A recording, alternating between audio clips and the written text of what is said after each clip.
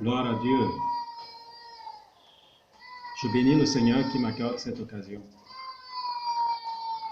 de partager cet enseignement avec vous concernant le livre d'Apocalypse. Et je prie que le Seigneur m'accorde la sagesse et l'intelligence nécessaires pour pouvoir le faire. Parce que de par ma sagesse, je ne le puis. Et nous adressant tous cette exhortation, d'ayez toujours les regards fixés sur Jésus, celui-là qui est le chef et le consommateur de notre foi.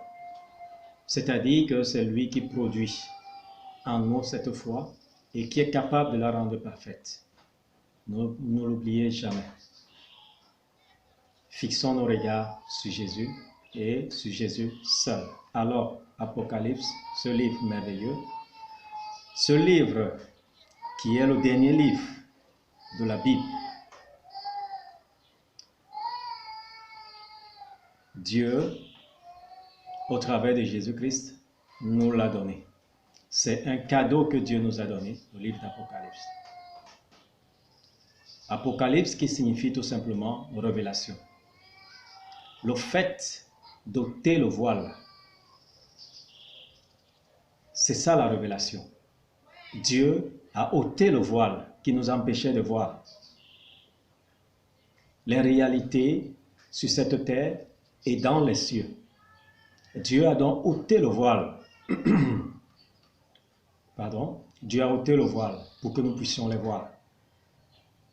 Dieu nous montre les réalités telles qu'elles sont perçues par lui, Dieu, parce que c'est lui qui est le créateur de ce monde.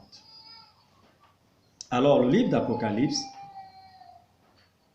qui est ce livre de révélation, comme je l'ai dit, a été écrit par Jean à l'île de Patmos. À Patmos, lorsque Jean se trouvait, c'était un moment d'une grande persécution que l'Église vivait. Et la persécution ne s'est pas arrêtée là. Jusqu'à présent, nous vivons des persécutions. Mais l'Église était déjà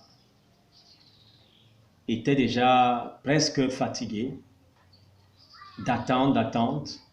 On a dit à l'Église, le message qui a été prêché, Jésus revient bientôt. Mais alors, les circonstances de leur vie, les conditions de leur vie, les ont emmenés à oublier cet objectif. Alors Dieu, par cette révélation, vient rebooster le moral des enfants de Dieu, vient les requinquer dans leur marche pour le ciel. En cette période où l'empereur était divinisé, prenait la place de Dieu, et sachant que dans la parole de Dieu, nous ne devons pas avoir deux maîtres de Dieu, nous devons avoir un seul Dieu, nous dit la Bible dans Exode chapitre 20, que nous devons adorer aucun autre Dieu, si ce n'est l'Éternel. Nous devons l'aimer de tout notre cœur, de toute notre force, de toutes nos pensées. Alors l'Église était face à un dilemme assez important. Adorer l'homme ou continuer à adorer Dieu. Et à cause de leur foi, ils ont été chassés. Ils sont maltraités. Ils sont renvoyés.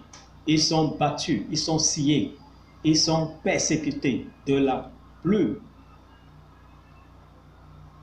difficile, la plus sauvage, la plus barbare des manières. Et l'Église avait besoin d'un message, avait besoin d'une révélation, avait besoin de savoir si le message qu'on leur a prêché, si le message qu'on leur a présenté était vrai. Alors, Dieu, connaissant les aspirations de son peuple, envoie donc cette révélation. Le livre de Révélation est là pour te dire, mon frère, ma soeur, que Dieu est au contrôle de tout ce qui se passe dans ta vie, les circonstances, les conditions dans lesquelles tu vis. Dieu te voit, Dieu nous voit. Dieu est au contrôle de tout ce qui se vit ici sur la terre et même dans le ciel. Il en est le maître, incontesté, incontestable.